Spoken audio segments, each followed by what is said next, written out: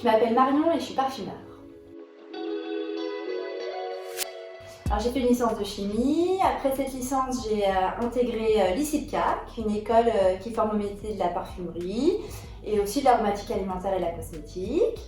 Ensuite, j'ai intégré une grande société de création, d'abord au laboratoire. Et puis ensuite, ils m'ont formée au métier de parfumeur durant 4 années, entre Paris, Grasse et New York. Alors, les qualités passion en numéro 1, ça c'est certain. Sans passion, on va nulle part en parfumerie. Et ensuite, je dirais curiosité, créativité, c'est sûr. Patience et persévérance, parce que c'est un petit peu long pour devenir parfumeur. Et en dernier, j'ajouterai rigueur. Parce que même si c'est un métier créatif et instinctif, ça demande des connaissances et de l'expérience. C'est un métier où on apprend tous les jours. En fait, depuis toute petite, je sentais tout. Je sentais les fleurs dans la nature, etc. On me faisait remarquer d'ailleurs. Et puis voilà, je suis originaire d'Andalousie, donc j'ai passé tous mes étés au milieu des orangers, des citronniers, sous les cistes. Voilà. Et j'ai toute ma famille aussi en Provence, dans le Luberon, au milieu des lavandes et des aromates. Et puis j'ai une maman très coquette aussi, je dois le souligner. Donc voilà, la salle de bain c'est une vraie parfumerie, donc j'ai découvert un petit peu tous ces produits parfumés grâce à elle. Et puis voilà, un jour je suis tombée sur un article qui faisait un parallèle entre l'art de la danse et l'art de la parfumerie. Et j'ai découvert ce métier, j'ai découvert qu'il y avait des gens qui exerçaient le métier de parfumeur et qui toute la journée formulaient avec tous ces ingrédients qui sentent bon. Et je me suis dit, mais c'est génial ce métier, c'est absolument ce que je veux faire. Je vais avoir l'impression de jamais travailler.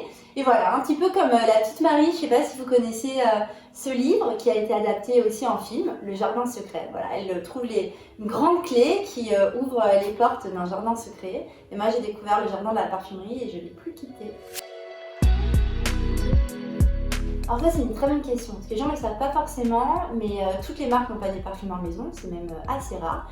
Il y a ce qu'on appelle des sociétés de composition où exercent les parfumeurs. Et donc, si une marque fait le vœu d'un futur parfum, elle va élaborer un brief qui va être reçu par ces sociétés de composition et les parfumeurs en équipe, parce qu'il est aussi important de souligner que les parfumeurs travaillent en équipe, ils ne travaillent pas seuls.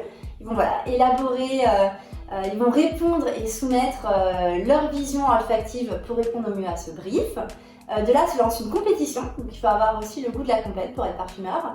Et donc plusieurs sociétés et plusieurs parfumeurs vont soumettre leur idée aux marques. Il va y avoir des coups de cœur, il y a des notes qui vont être gardées, des notes qui ne vont pas être gardées. Et puis voilà, on va retravailler, parfois pendant des semaines et parfois pendant des mois et des années avant que le parfum arrive dans votre flacon puis dans vos mains. Je dirais pas qu'il y ait un ingrédient indispensable. Il est vrai qu'il y a des ingrédients qui vont jouer un peu le premier rôle dans certains parfums. Mais c'est bien l'association de plusieurs ingrédients. Voilà, une formule, c'est une composition harmonieuse et c'est l'harmonie et l'équilibre trouvé au sein d'une formule qui rend le parfum esthétique. Par contre, je pourrais dire qu'il y a une chose indispensable à la création d'un parfum, c'est la bonne idée de départ. Ça, c'est indispensable. Dur, plus je sens les ingrédients, plus je les aime tous. Peut-être le patchouli. C'est vrai que je me souviens, il fut un temps où tous les matins je me levais, je sentais le patchouli. J'étais un peu accro au patchouli. Je suis toujours accro au patchouli. Sinon, il y a un deuxième ingrédient qui joue un peu pour moi le rôle de ma petite Madeleine de Proust, c'est l'anis. Voilà, ça me retransporte en Andalousie. À la fin de l'été, quand toutes ces petites fleurs blanches en ombelle, des petites graines. Je me souviens, je prenais ces petites graines, je me disais, oh, mais c'est trop bon, ça sent le réglisse, c'est régressif, c'est gourmand. Je suis une grande gourmande. Et c'est vrai que ce qui est génial aussi ce que j'aime toujours d'ailleurs dans l'anis, c'est toutes ces petites facettes. C'est-à-dire que certes, ça sent le réglisse et l'anis, mais ça sent aussi une petite note un peu terreuse, un peu graineuse, qui peut rappeler la carotte et l'ambrette. Et quand on frotte ces petites graines, ce qui reste sur les mains, c'est une petite note un peu herbacée, assez fraîche, qui rappelle un peu le basique.